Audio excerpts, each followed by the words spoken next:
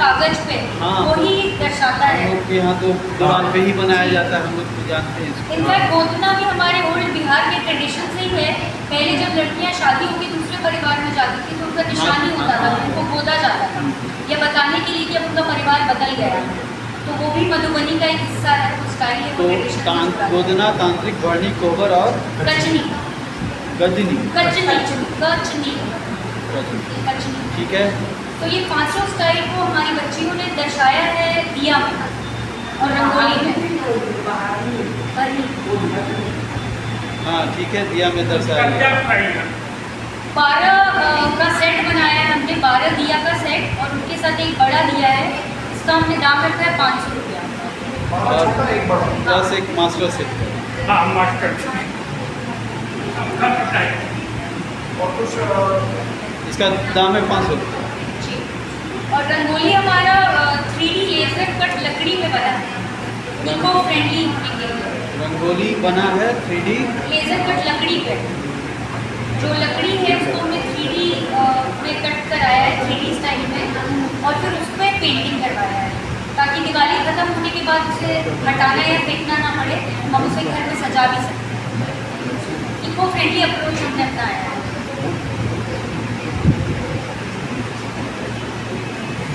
5 तरीके का होता है, गोदना स्टाइल होता है, तांत्रिक होता है, अरनी होता है। गोदना, तांत्रिक, अरनी, वर्णी, कोबर। तो कोबर मधुबनी थोड़ी है, कोबर भी मधुबनी का एक स्टाइल है। लेकिन हम लोग भोजपुर के रहने। हमारे घर में जो हाउस हेल्प आती है उनके साथ 2 बच्चे आए, तो हमने बोला दीदी ये इतने छोटे बच्चे आप इनको अपने साथ क्यों लाइए काम पे? तो बोले कहाँ छोड़े? बोले स्कूल जाने का इनकम करे। तो बोले इतना नहीं कमाते, इतना पैसा नहीं है कि इनको स्कूल में भर्ती करा सकें। तभी जो हम कुछ लोग बैठे हुए थे, 6 जन 8 जन हम लोग भी थे, हमने तुरंत ये निश्चय लिया कि पॉकेट मनी बचाते हैं, जो हमें मिलता था उस समय में 100 रुपया 200 रुपया, तो हमने निश्चय किया कि 100 रुपया बचाते हैं और इसको एक स्कूल में एडमिशन कराते हैं। और उस समय हमने अपने पॉकेट मनी से बचाकर उन 2 बच्चों का एडमिशन कराया था। हमारा बजट एक ही बच्चे को कराने का था जो हम इकट्ठा कर पा रहे थे उस समय, लेकिन क्योंकि दोनों भाई थे और जुड़वा भाई हैं, तो हमने बोला एक के साथ इंसाफ और एक के साथ नाइंसाफी हो जाएगी, तो दोनों का हमने एडमिशन कराया और वही दोनों इंजीनियरिंग। जहाँ हमारे घर पे जो लोग काम करते हैं या हमारे जो समाज में जो लोग हैं जिनको ज़रूरत है शिक्षा के लिए पैसों की। सर ज़रूरत तो बिहार जैसे आप प्रदेश में आ रहे हैं, ज़रूरत तो लाखों में है। चुनाव कैसे? जैसे उसमें जो अपने हाउस हेल्प हैं, जो अपने लोग हैं जिनको हम जानते हैं, जिनको डायरेक्टली हम पहचानते हैं, उनके बच्चों को पढ़ाना, या कोई एक स्लम में जाके वहाँ पे जो बच्चे इच्छुक हैं पढ़ने के लिए, उन लोगों का एक बार थोड़ा सा एक्सपीरियंस लेना, उन लोगों से बातचीत करना कि कौन कितना इच्छुक है इस चीज़ में और कौन इस चीज़ को वाकई में इसका इस्तेमाल करके कुछ अच्छा इससे निकाल सकता है, उन लोगों को चुन के और उन लोगों को शिक्षा देना हमारे इस काम में एक मदद हमें ऐसे मिलती है कि स्लम एरिया में जैसे जो स्कूल चलता है, कॉलेजों की तरफ से क्रेडिट आवर के लिए स्टूडेंट्स को भेजा जाता है स्लम एरिया में इवनिंग क्लासेस में ट्यूशन देने के लिए। तो वहाँ 100-200 की तादाद में बच्चे पढ़ रहे होते हैं और कॉलेज के बच्चे उन्हें पढ़ा रहे होते हैं। तो हम उनसे बात करते हैं और उनको बोलते हैं क्योंकि आप कुछ सालों से, कुछ महीनों से इनसे जुड़े हैं, आपको सही मायने में पता होगा कि कौन बच्चा उस लायक है कि हम उनको स्कूल में डाल सकें और वो उस चीज़ को उपयोग करके कुछ करके दिखाएं। तो वो हमें इस चयन करने में हमारा मदद करते हैं। उनके फीडबैक के आधार पर आप? जी, उनके फीडबैक के आधार पर हम उन बच्चों को लेते हैं और उनका चयन करते हैं। योजना जो है संस्था, वो तो ये है कि हम अपना एक स्कूल खोल के और उसमें एक ब्रॉडर जो लोग हैं, ब्रॉडर सोसाइटी है, उसमें हम शिक्षा दे सकें, फ्री एजुकेशन दें। तो हमारे स्कूल में 700-1000 बच्चे किसी भी समय पढ़े, ये एक लॉन्ग टर्म पर्सपेक्टिव है। लेकिन जो शॉर्ट टर्म और मिड टर्म पर्सपेक्टिव है, वो हम इस पर फोकस नहीं कर रहे हैं कि इस साल हमारे 60 बच्चे हैं तो अगले साल 200 हो जाए। ये करना मुश्किल नहीं है।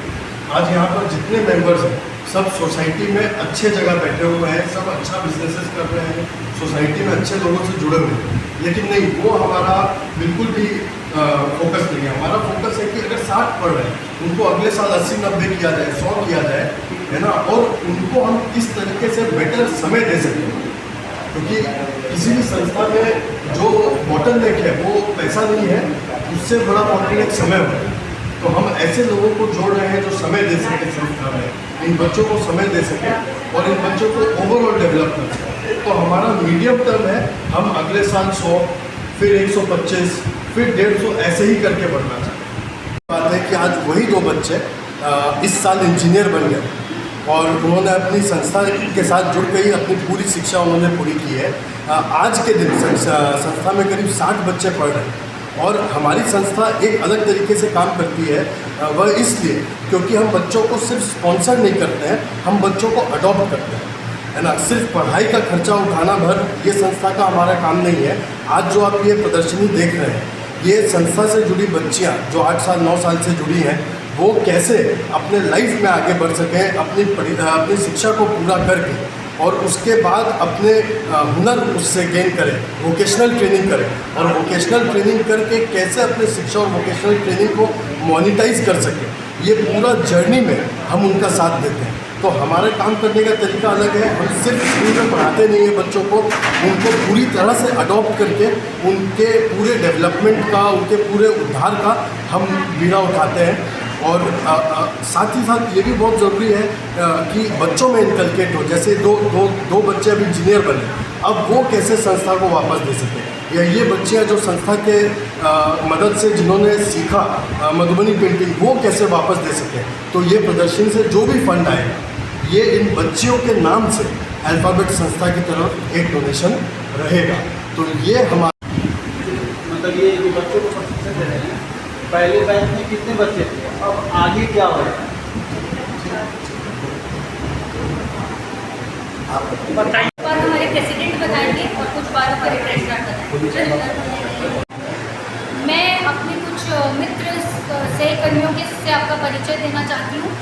तो शुरू करते हैं। इधर में हमारे हैं जो फ्रेंड है, उनका नाम सुमित अग्रवाल, ईशा मखारिया, हर्ष मखारिया, ये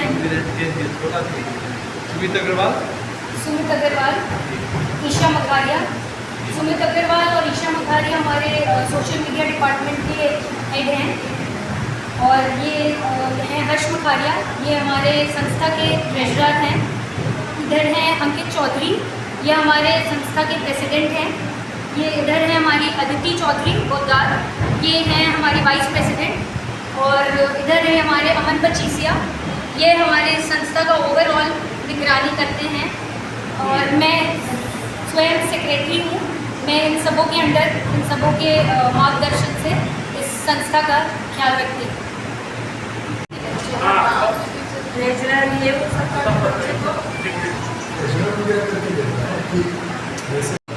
नमस्कार, मैं एकता नपानी चौधरी इस संस्था की संस्थापक हूँ और फ़िलहाल मैं सेक्रेटरी हूँ। और मैं ये बताना चाहती हूँ कि ये संस्था हमारी 14 साल पुरानी है। 2010 में हमने इसे सोसाइटीज़ एक्ट के अंदर रजिस्टर कराया था।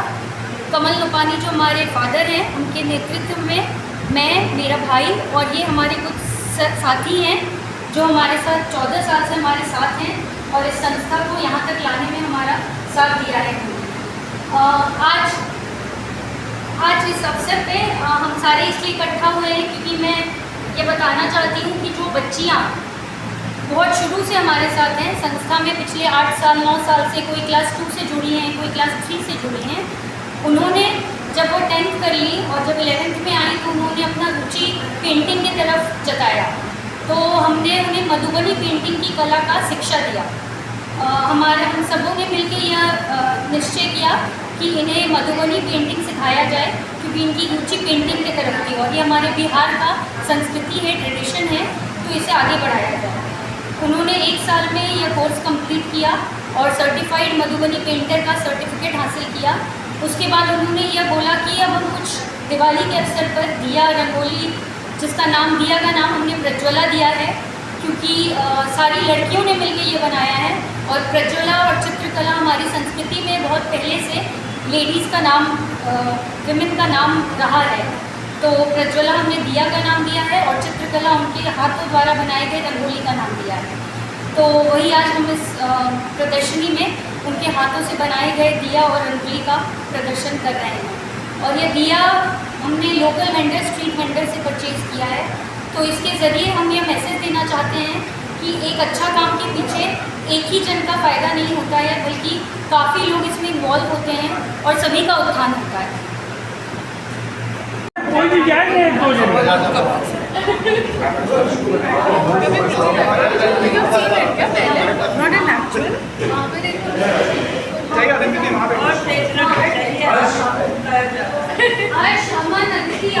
जल्दी करो बेटा, ये लोग निकल जाएंगे नहीं, ये लोग चल। ये हमने मधुबनी थीम पे चित्रकला होकर रंगोली बनवाई है, जो कि पूरा मधुबनी आर्ट से बना है। मधुबनी आर्ट 5 तरीके का होता है, तो जैसे कचनी होता है, गोदना होता है, तांत्रिक होता है, और इसमें हमने हर एक तरीके को दर्शाने का कोशिश किया है। ये जैसे कचनी पैटर्न है जो हमने यूज़ किया है, कहीं पे गोदना है, तो ये सारे पैटर्न जो हैं वो गोदना के हैं। तो मिला के हमने सारा स्टाइल यूज़ करके मधुबनी थीम में एक रंगोली को बनाया है। जैसे आप देख सकते हैं ये सारी 3D रंगोलियाँ हैं। ये लकड़ी को 3D में कटवा के हमने लकड़ी पे ये पेंटिंग किया है मधुबनी में। तो इसमें सारे पैटर्न को चिपकाया है। ये दिवाली के अवसर पर बनाया है। इसमें हमने लक्ष्मी जी का चरण भी हमने तैयार किया है, जो कि मधुबनी थीम में है, और ये भी 3D रंगोली लकड़ी को कटवा के उसके ऊपर और सारे मधुबनी को दर्शाया है। ये जितना भी आप दिया देख रहे हैं, ये सब अलग अलग स्टाइल पे है। जैसे आप देख सकते हैं यहाँ तांत्रिक स्टाइल है, यहाँ पे गोदना स्टाइल है। जो जिस स्टाइल का है उसका दिया जो है उसी पैटर्न पे बना है सारा। तांत्रिक स्टाइल के कुछ अपने पेक्यूलियर डिज़ाइन होते हैं, अभी हमने उस पर दर्शाने की कोशिश की है। ये सारे मिट्टी के दिए हैं, जो कि हमने लोकल स्ट्रीट वेंडर से खरीदा है, और फिर उसे भिगोकर सुखाया, बेस पेंट किया, और फिर उसके ऊपर मधुबनी बनाने का कोशिश किया।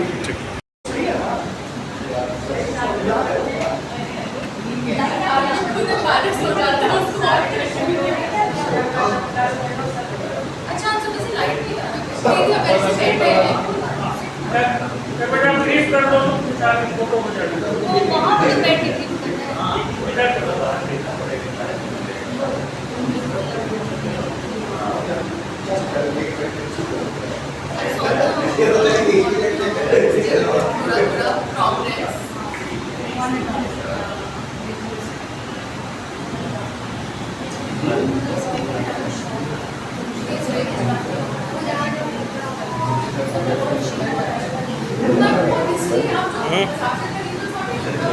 करना है।